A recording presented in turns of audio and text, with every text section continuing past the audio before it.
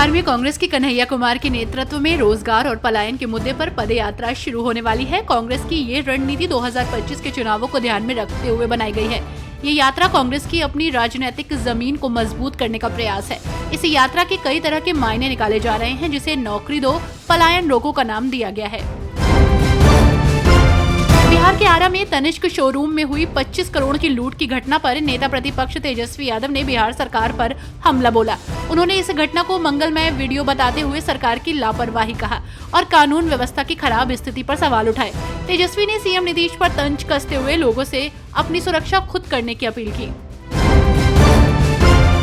Bharatiya Janata party के नेता और राज्य मंत्री रघुराज सिंह ने होली और नमाजियों को लेकर विवादित बयान दिया है। अलीगढ़ के रघुराज सिंह ने कहा कि होली पर सफेद टोपी वाले घर से बाहर तिरपाल का हिजाब पहनकर निकले। उन्होंने कहा कि रमजान के दौरान जुम्मे की नमाज और होली त्योहार एक साथ पढ़ रहे हैं।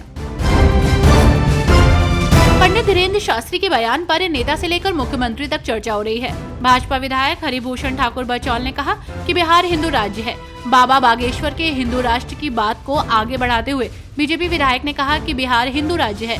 यहाँ के मुख्यमंत्री से लेकर मंत्री तक हिंदू हैं। दिल्ली की राउज एवेन्यू कोर्ट ने लैंड फॉर जॉब घोटाले में बिहार के पूर्व सीएम लालू प्रसाद यादव के बेटे तेज प्रताप यादव और हेमा यादव सहित कई आरोपियों को जमानत दे दी है।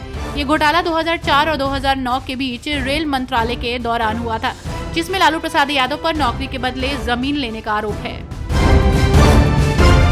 नई दिल्ली रेलवे स्टेशन पर हुई भगदड़ का मुद्दा संसद में गूंजा। आरजेडी के राज्यसभा सांसद मनोज झा ने सवाल उठाए तो रेल मंत्री अश्विनी वैष्णव ने जवाब दिया।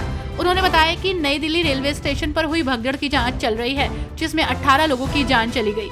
रेल मंत्री ने विपक्ष के उन आरोपों का भी खंडन किया जिसमें कहा गया कि घटना के समय सीसीटीवी कैमरे बंद थे। दरअसल महाकुंभ मेले के दौरान ये भगदड़ हुई थी। महाराष्ट्र के पूर्व मुख्यमंत्री पृथ्वीराज चव्हाण ने बजट को लेकर राज्य सरकार पर निशाना साधा है। उन्होंने कहा कि अर्थ संकल्प पेश किया गया है जो देश की आगे की आर्थिक दिशा तय करेगा। उस समय विशेष रूप से किसानों को कर्ज माफी की उम्मीद थी, लेकिन ऐसा कुछ नहीं हुआ। बिहार में बाबा बागेश्वर के बयान से सियासी सरगर्मी तेज हो गई है। तमाम विपक्षी दल बाबा के बयान की आलोचना कर रहे हैं। धीरेन्द्र शास्त्री ने पिछले दिनों हिंदू राष्ट्र को लेकर बयान दिया था। इस पर प्रशांत किशोर ने बीजेपी और बाबा को खरी खोटी सुना दी। इसके साथ ही उन्होंने बीजेपी नेताओं को भी चुनौती दे दी। दिल्ली की पूर्व मुख्यमंत्री आतिशी ने कहा कि देश के गरीबों को 100% इलाज कौन देगा, हमारे देश के बेरोजगार लोगों को नौकरी कौन देगा। सवाल इस आम आदमी पार्टी का नहीं है। हमें क्या, हम हारे तो अपनी नौकरियों में फिर वापस चले जाएंगे। हम तो अपनी अच्छी नौकरियां छोड़कर राजनीति में आ गए।